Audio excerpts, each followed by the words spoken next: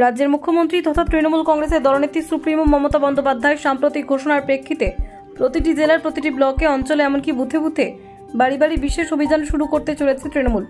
ভুয়ো ভোটার তালিকা সংক্রান্ত ভোটার কার্ড সহ অন্যান্য বিষয় খতিয়ে দেখতে এইরূপ অভিযান শুরু হবে বলে দলীয় সূত্রে জানা গিয়েছে।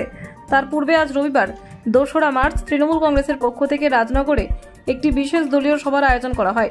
হাজির ছিলেন রাজনগর ব্লক তৃণমূল কংগ্রেসের সভাপতি সুকুমার সাধু সহ অন্যান্য নেতৃত্বরা। কোর কমিটি, বুথ সভাপতি সহ বেশ কিছু সংখ্যক দলীয় সদস্যদের নিয়ে এইরূপ বৈঠক বলে জানান সুকুমার বাবু। বাড়ি বাড়ি সেই ঘোষিত কর্মসূচি অভিযান শুরু হয়ে যাবে বলেও জানিয়েছেন তিনি। বীরভূমের রাজনগর থেকে মোহাম্মদ শফিউল আলমের রিপোর্ট। আজ কি নিয়ে আলোচনা হলো আপনাদের কমিটিতে? আজ আমরা রাজনগর ব্লকে কোর কমিটি এবং বুথ সভাপতি, সমস্ত শাখা সংগঠনের নেতৃত্ব নিয়ে তৃণমূল কংগ্রেসের একটা বর্ধিত সভা হলো।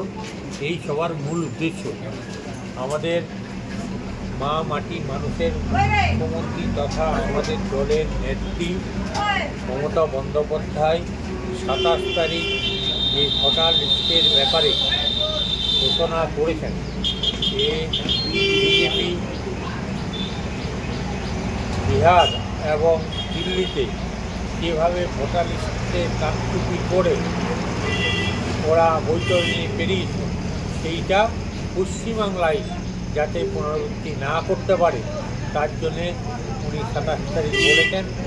গতকাল আপনার আমাদের জেলাতে মিটিং ছিল। আজকে আমরা রাজনগর ব্লকে মিটিং করে সমস্ত বুথ সভাপতিদের নির্দেশ দেওয়া হয়েছে আগামী কাল থেকে প্রত্যেকটা বাড়িতে বাড়িতে ঘুরে